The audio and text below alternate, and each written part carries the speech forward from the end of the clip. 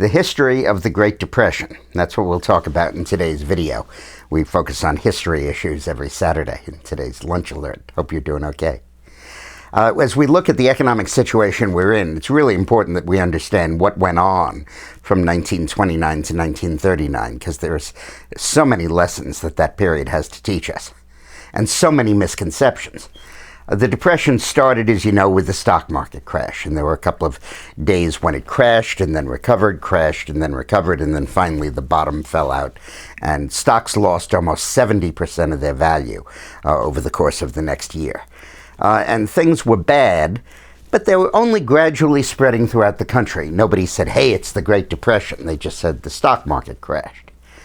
Then, in 1930, Congress passed the Smoot-Hawley Tariff, the worst law we've ever passed. They said, like politicians will, oh, our economy's in bad shape. Let's stop exporting jobs to other countries. Sound familiar? So they raised tariffs on all kinds of products. And of course, the other countries that had the higher tariffs retaliated with tariffs of their own. And the result was that we couldn't sell our exports to anybody. And all of a sudden, we were trapped in this little national market without being able to sell to the rest of the world. And the Depression deepened in 1930 and 31. And then as a result of that, Hoover, the president, wisely decided to embark on a program of government spending, stimulus spending, does this sound familiar, to try to bolster the economy. Nothing on the order of magnitude of what Obama's done, but quite a bit. Set up the Reconstruction Finance Corporation to help businesses get back again. And that worked okay. We began to come out of the recession. And then Hoover said, oh my God, I have a budget deficit. The budget's not balanced. I gotta balance the budget. And the way I'm going to do it is not to cut spending. I'm going to raise taxes. And in 1931 and 32, he raised the top bracket from 28% to 63%. 28 to 63, and increased everybody else's taxes too. And the economy fell apart. The next year, it absolutely crashed and burned. The banks all closed. Roosevelt was elected, and it had become the Great Depression. But if it weren't for the tariffs and it weren't for the tax increase, it wouldn't have been as bad. Oh, I forgot to mention, the Federal Reserve chose this time to raise interest rates 2%. So those three things together made it the Great Depression. Then Roosevelt came into office, and everybody assumes that the way he solved the Depression was stimulus spending, prime the pump, Keynesian economics. Wrong. Roosevelt did not use stimulus spending, did not use it. When he first took over, he stabilized the banking situation, closed all the banks, reformed them, and then reopened them. And his second bill was an economy and government bill, where he cut federal spending very dramatically, much like the Republicans have just done in Washington. And the economy responded positively to it. And then Roosevelt ran deficits during the 4 years of his first term, or the first 3 years, but nothing on the order of what we have now. Now our deficit is 10% or 12% of GDP. In Roosevelt's time, it was 3 or 4% of GDP, nothing like this.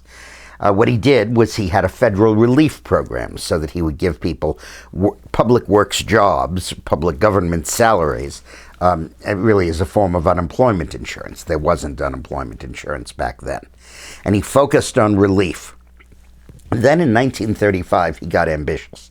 He decided that what he wanted to do was to do what Obama did when he first came in, which is change everything, reform our society, change the industrial system, and pass major needed reforms. And there were some very good ones. Social Security was one. Unemployment insurance was another, workman's compensation, minimum wage, maximum hours, the SEC, the Wagner Act that promoted unionization, the foundations of our current economy. And he did it all in 1935.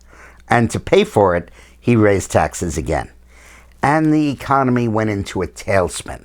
Not only was it hit with the tax increase, but with all of these new regulations that had the effect of paralyzing the economy, just as Obama's regulations have paralyzed the economy now. In fact, the worst was Social Security, because he came in 1936 and he said, okay, now I'm going to charge you a tax on your earnings. But because this is supposed to be insurance, not welfare, I'm not going to pay out benefits until 1941. So it was this huge extraction of spending power from the economy. And the unemployment rate, which had been 26% when Roosevelt took office and had dropped down to 13% in 1937, shot right back up again to 26%. And it stayed there for the rest of the 1930s. It only came down in 38 and 39 when the construction for the war happened. And to give you an idea of the economic stimulus that the war provided and what it took to get this economy really moving again, the budget deficit was 100% of GDP. Not 10%, 12% like we have. In some years, it was 100% of GDP. Massive, massive government spending to win the war.